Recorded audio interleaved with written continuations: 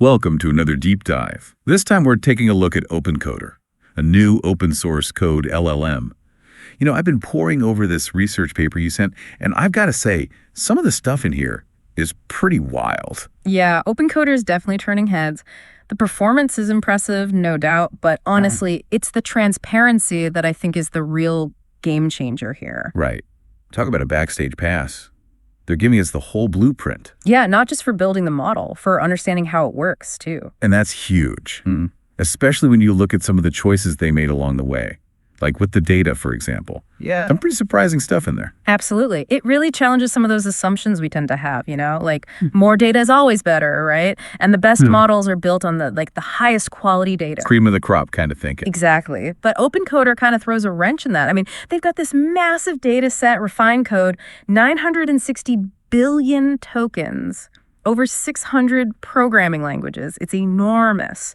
But they didn't just, hoover up everything they could find. So they were selective. They had this whole system, like a 3-tiered filtering process. Okay, break that down for me. Sure. So first, just your basic filters for any text, right? Stuff like file size and line count.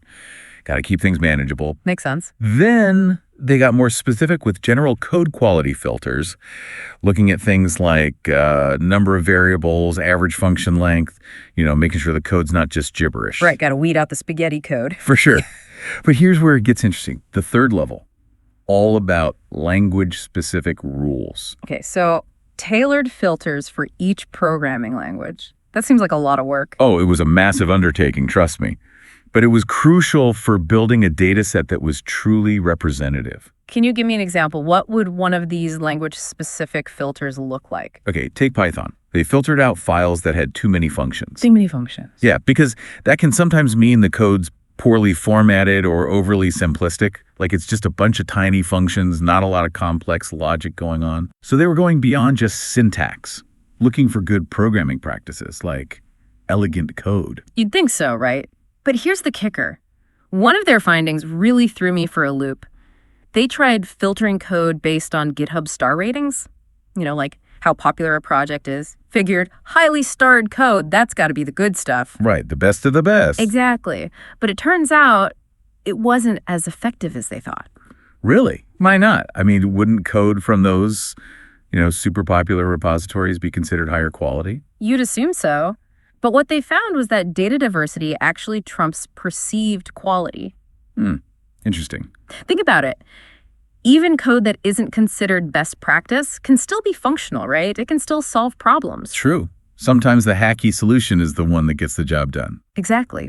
So by including a wider range of styles and approaches, even the unconventional ones, they were actually able to train a more robust model, something more versatile. Wow, that's fascinating. It really challenges our assumptions about what makes good code. It does, and it has some pretty big implications for how we think about AI and software development in general. Okay, so they've got this massive, diverse data set. What's next? How do they turn all this raw code into, a code-savvy AI? That's where the annealing stage comes in. Annealing. Okay, gotta admit, not familiar with that one. So picture this. You've got this rough diamond, right? And you want to shape it into something brilliant, something valuable. Okay, I'm following. Annealing is kind of like that. It helps the model store and retrieve all this knowledge, all this code efficiently. Okay, so how do they anneal a language model? What does that actually look like in practice? Well, they used a mix of real-world code and synthetic data during this phase. And this is another part that really surprised me. They actually found that using high-quality, artificially generated code was incredibly effective. Wait, hold on. Synthetic code? You mean like made-up code? Exactly. How can that be useful for training an AI that's supposed to understand real-world code? I know, right? Sounds counterintuitive. But think of it this way. They essentially created these code textbooks using another LLM. So it's like you've got this AI that can explain the underlying concepts in a code snippet. It's like giving OpenCoder a personal tutor. Ah, I see. So they're not just showing OpenCoder what the code does, but why it works the way it does. Exactly. Yeah. They're teaching it to think like a programmer. That's pretty clever. And it seems to have worked, right? It did. This deeper understanding, facilitated by those code textbooks, played a key role in OpenCoder's performance. Okay, I'm starting to see why this is making waves. But we're not done yet, right? We still need to talk about how they trained OpenCoder to actually use all this knowledge to write code. This is where it gets really interesting. Oh, absolutely. This is where the magic happens. And it all comes down to this two-stage instruction tuning process they developed. Okay, I'm hooked. Tell me everything. Okay, so walk me through this two-stage instruction tuning. How they teach OpenCoder to actually, put all this knowledge to work. All right, so think of it like this. Stage 1. It's all about building that theoretical foundation, almost like giving OpenCoder a crash course in computer science, algorithms, data structures, all those core principles. So they're not just throwing code out, they're making sure it understands the why behind the code. Exactly. And then in stage 2, things get more practical. This is where they brought in the real-world code from GitHub, teaching OpenCoder how to actually write functional, well-structured code for specific tasks. So theory first, then practice. Yep. Makes sense. It's like, learning to play an instrument or something. You got to learn your scales and chords before you jam out, right? Exactly. Build those foundational skills first.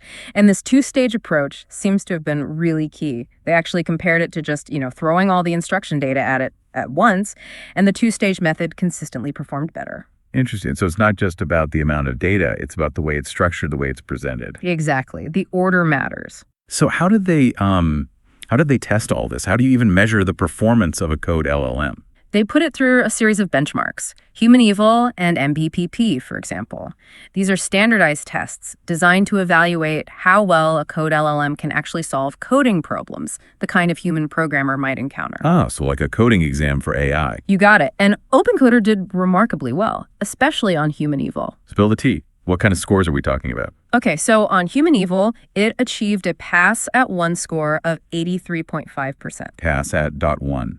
Okay, got to break that down for me. Sure. So basically, it means that over 83% of the time, OpenCoder was able to generate a completely correct working solution on the first try. No edits, no retries, just boom, nailed it. Wow, that's impressive. Right. And keep in mind, this is an open source model going up against some big players, models with way more resources behind them.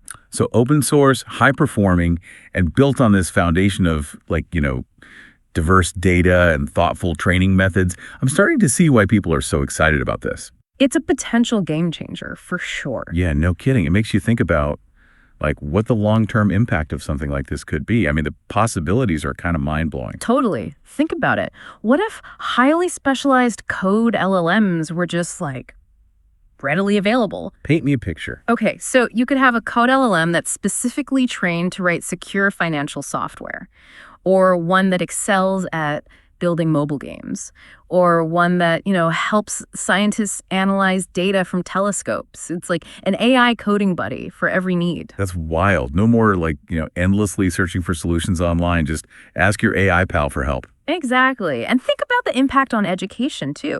What if everyone had access to a powerful code LLM that could, personalize their learning experience, adapt to their skill level, explain complex concepts in a way that anyone can understand? Right. It could, democratize access to coding skills, make it so much more accessible to everyone. Exactly. And on the research side, with OpenCoder as a starting point, researchers can really dig in, experiment with new training methods, explore different data sources. We could see breakthroughs in AI safety, explainability, maybe even gain a deeper understanding of how we learn and think. That's pretty profound. Okay.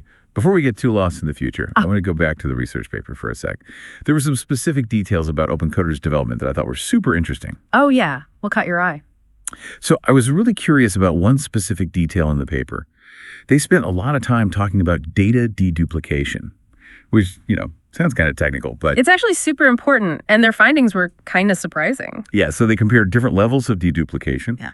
File level, repository level, even chunk level. And I got to say, I was expecting them to just, nuke all the duplicates. Right. Less redundancy, more efficiency. Seems like a no-brainer. Exactly. But it turns out it's not that simple. Nope. Not at all. In fact, they found that too much deduplication can actually hurt performance. Okay, I'm intrigued. Explain. So think about it. You've got this popular library, right? Used in tons of different projects. Sure. Like a standard tool everyone relies on. Exactly. Now, if you just keep one copy of that library's code, you're missing out on all the different ways developers adapt it, modify it, integrate it into their own projects. Ah, so it's about preserving the variations and nuances of real-world coding. Precisely. They found that file-level deduplication, where you remove exact duplicates but keep those variations even within the same repository, actually led to better results. Fascinating. So it's not just about eliminating redundancy, it's about finding that balance, keeping the data set diverse and representative of how code is actually used out in the wild. Exactly. And that brings me to another point that I thought was really interesting. Remember how we talked about the importance of those code textbooks during the annealing stage? Yeah, the AI tutor for OpenCoder. Yeah, right. So they actually compared different annealing data sets, one with that high-quality mix of real and synthetic data and one without. Okay, what happened? Well, the model trained with the richer annealing data was significantly better at code completion tasks, like way better. Interesting. So it's not just about the quantity of data, it's the quality too. Exactly. It's like the difference between reading a random assortment of blog posts and, studying a well-written textbook. You're going to learn a lot more from the one that's carefully curated and structured. Right. It's about feeding the model the right kind of information that actually helps it understand how code works, how programmers think. Exactly. It's not a brute force approach. It's about being deliberate, about making sure the training data is both diverse and insightful. And that brings us back to what I think is one of the most exciting things about OpenCoder, the fact that it's open source. Right. They've made everything available, the code, the data, the training process. It's a huge deal. Absolutely. It has the potential to be a real catalyst for innovation in this field. Okay, so let's zoom out for a sec. What does this all mean for the future of, coding and AI in general? I think we're just scratching the surface. Imagine a world where highly specialized code LLMs are just readily available to everyone. Like an AI coding buddy for every task. Exactly. Whether you're building a website, developing a game, analyzing scientific data, there's an AI that can help you do it better, faster, more efficiently. And because it's open source, it's accessible to everyone, not just big tech companies. That's a game changer. It could really democratize access to this incredibly powerful technology. Right. And it could foster a new era of collaboration and innovation in AI development, where the collective knowledge and creativity of the open source community drives progress, not just profit. And that's something worth getting excited about. Absolutely. Well, this has been a fascinating deep dive. Thanks for joining us. We hope you've learned something new, maybe sparked your own curiosity about the future of AI. And who knows, maybe you'll even be inspired to contribute to the open source movement yourself. Until next time, keep exploring, keep questioning, and keep diving deep.